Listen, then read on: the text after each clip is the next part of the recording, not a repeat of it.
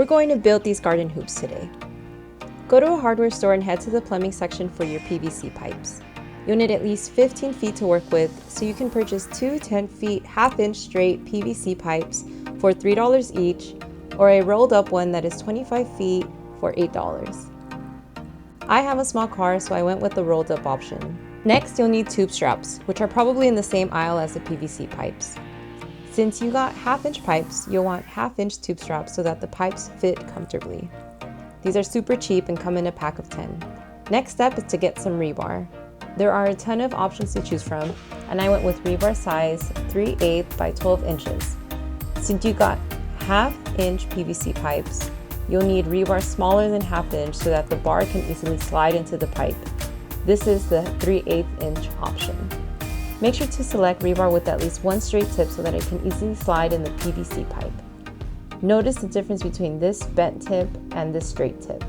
I spent a total of $13, and since I have the rest of the necessary supplies and tools, $13 is the total cost for me to continue making new garden hoops.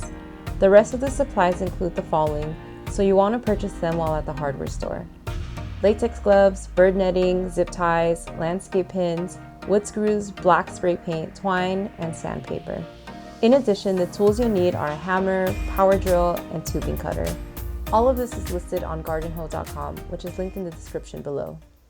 When you get home, measure the length you want your hoops by taking a PVC pipe to your garden bed.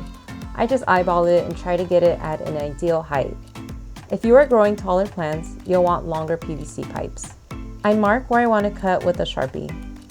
I take a tubing cutter to the pipes and I turn and tighten until I get a clean cut. A tubing cutter is not necessary, but I recommend it for the cleanest cut.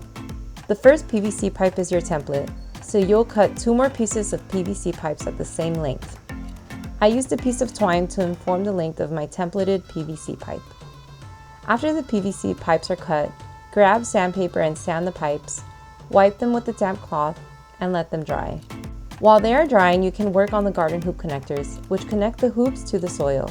If your garden bed has wood, you can drill in tube straps. Here I grabbed some wood nails and drilled away. Since I had wood all around the garden beds, I could have used the pipe straps. However, if you do not have wood, you can make connectors with rebar.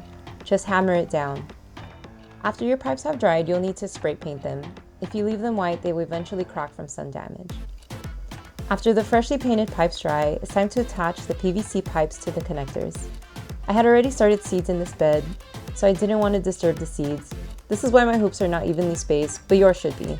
Most garden hoops I've seen have a 4th PVC pipe going through the middle above the pipes, but I have not found it necessary to actually see it as a waste of a pipe.